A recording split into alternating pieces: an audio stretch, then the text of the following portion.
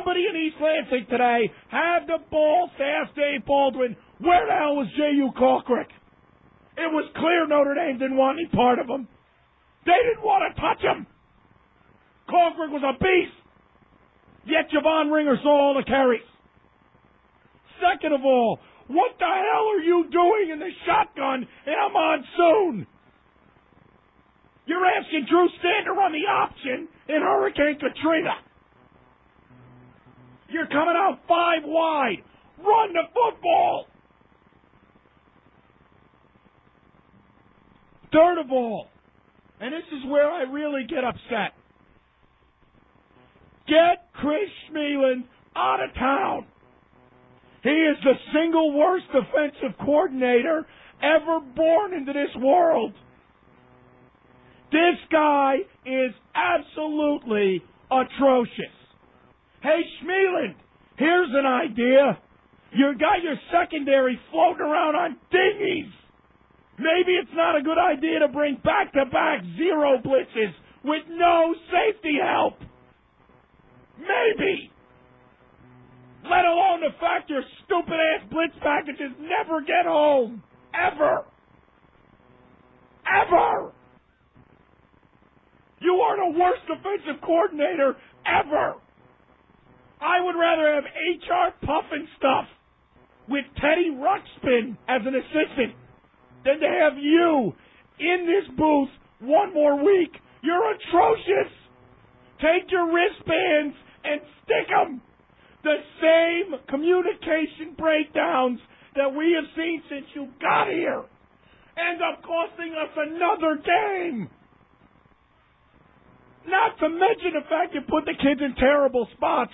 What are you blitzing like that for? Have you ever heard of a zone blitz? You know, the same thing that Notre Dame did to Drew, dropping 2D tackles and getting a pick? Have you ever heard of disguised coverages? How about giving your kids safety help in the middle of a monsoon? Don't leave them on an island. I'm sick of this. I'm sick of dealing with this. These kids fought their asses off. And yes, they puckered. Yes, they choked. But the coaches weren't there to put them in good spots. 3rd and 3, up by 2 scores in the middle of a monsoon. Dave Baldwin throwing the football.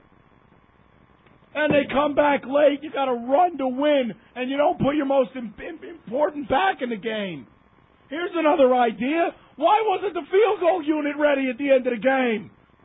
God forbid if they tripped over themselves and gained 20 yards, they wouldn't even gotten a field goal off. The unit wasn't even ready. I'm tired. I'm tired of it. I just dropped my father off at the airport.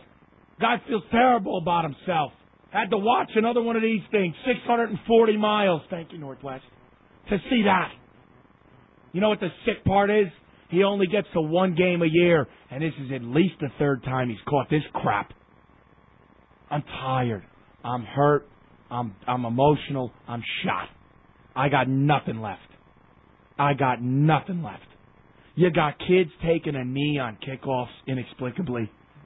You got a senior quarterback who's put in awful spots and then makes, in turn, awful decisions. You're not putting the best 11 guys out on the field. And you know what? Defensively, they may not be good, but I'll be damned. They were doing an unbelievable job without bringing the house on Brady Quinn. Why bring it in a monsoon? Why? I'm not asking you to rush 3. I'm not asking you to play prevent. It's called a middle ground. Find it. But back-to-back, 0 coverage blitzes with no safety help are suicide. Especially because your blitzes never get home. Ever. Lastly, when I speak of Michigan State and I talk about what they should be, what they can be, what they might be, it's nights like Saturday, games like Saturday that are every reason they're not. And this is not just a John L. Smith issue. It is this staff. I think when push comes to shove, John L. Smith is probably a decent football coach. But this staff is killing him. This staff is killing him. He delegates too much power to them. You tell me if Nick Saban were around, tell me he wouldn't take this defense over next week. But instead, John L's playing buddy system.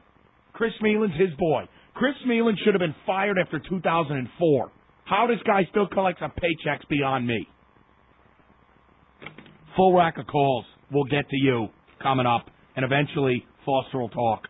1270 XYT. It's a called third strike. And for the first time in 19